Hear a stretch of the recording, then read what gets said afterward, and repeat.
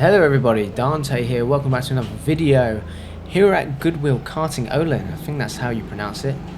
Ahead of me here is my friend Munir. He has never done karting before, so you can imagine this was very much a one-sided activity considering I've been doing it for 16 years.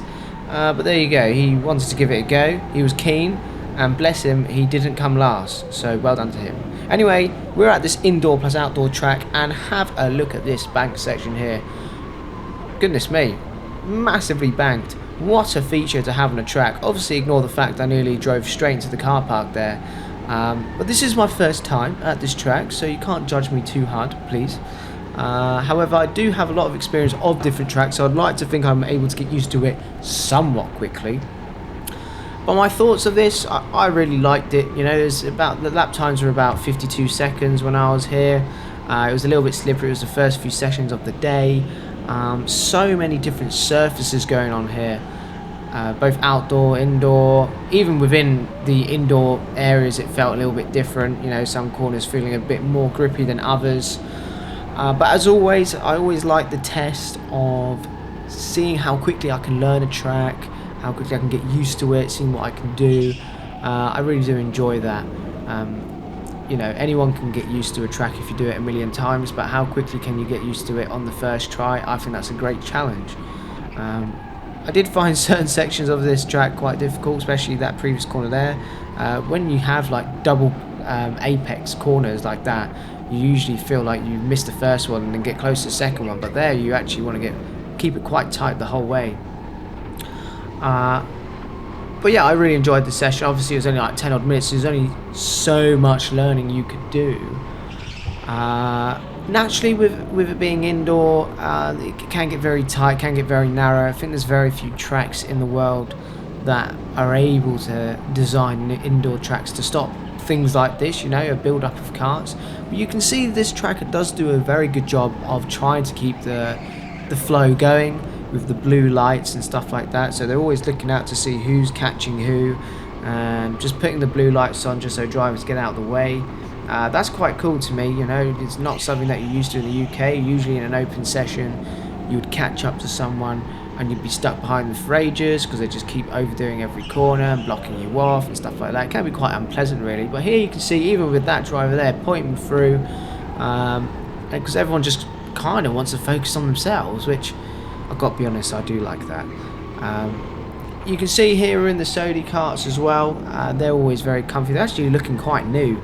Sticker kit's looking new as well, so clearly a recent investment. So this track, you know, even though parts of the track do look a bit worse for wear, I've got to be honest, you know, I think it's only the outdoor section really, I think near the banked area where there's a bit of like vegetation or grass, etc. But in terms of how fun it is to drive, yeah, great fun, you know. Everything comes at you quite quickly. There's a variation of corners and angles. You can see here, again, with the blue lights. Come around this corner though, yellow light, it wasn't completely obvious, but there you go. I feel like I was letting someone go on a junction there.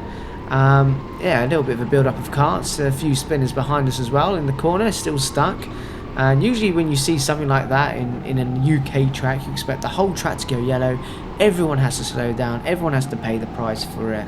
But no, this track just kept it to localised yellows like you'd see on an outdoor track in the UK, which was so much better. It means you could just still enjoy yourself around the rest of the track while they deal with that incident. And, well, why do they do that? Well, I feel like they just are able to trust the drivers more. It seems like the general ability abroad when it comes to karting, I'm not talking about, you know, competitive wise. Obviously competitive wise abroad, especially in Europe, they're well ahead of the game. Unlike my friend here who's trying to put me in the wall, you can see he's learning very fast, learning to be a good driver in the UK, so maybe you need to come and visit. But overall, in terms of like naturally the drivers who don't do karting, the ability is not bad, I've got to be honest. They seem to pick it up quite fast. In the UK you get all sorts of interesting groups, and I know a lot of you will know what I mean, where, you know, they turn up thinking they're Lewis Hamilton but they're spending most of it in the wall or facing the wrong way, and especially if you enter a public session with them, it's far from the most exciting thing. You do feel like you're wasting money a little bit. But overall, I really enjoyed this little experience. Obviously, I did do a few tracks in Belgium while I was here. I've done so many of the UK ones. I mean, it was time to kind of give something else a go. I needed a break anyway from life, and a trip to Belgium was a good opportunity for doing something like that. Obviously, this drive was just chilling, you know, out for a Sunday drive. But yeah, I really enjoyed it. It was always cool to see how different countries do their tracks. You know, it's a very different sort of concept to what you get in the UK. I think in the UK it can be quite predictable. You kind of know what to expect. Everything's very similar. But abroad you get some wacky different ideas. The barriers are different. The layouts are designed so differently. You have stupid cool bank corners like that. I mean, I really do challenge anyone to find a more bank corner than that in karting. Let me know if there is one. I'd be keen to try it. Super fun. But yeah, I've done so many of the UK tracks. I mean, it must have been like 55 or 60 tracks I've done from the UK. I have very much ticked the list almost in its entirety.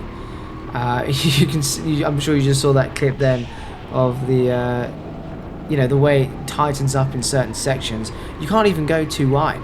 So, you know, you've got really nice spacious areas like this. But then you've got areas where, you know, you can barely fit your own kart through it, yet alone racing alongside someone. But overall, I had a great time. You know, it was good to do another track. I only did it for like, I think I only did like 20 minutes in total, so there's only so many good laps I can get in there with, you know, with other drives on the circuit as well. But I had fun, and there is more from this trip as well coming up soon. So I hope you look forward to that. But otherwise, thank you very much for watching. Hope you enjoyed this extremely banked corner at this track. Got to give it a go. And once again, I'll see you in the next one.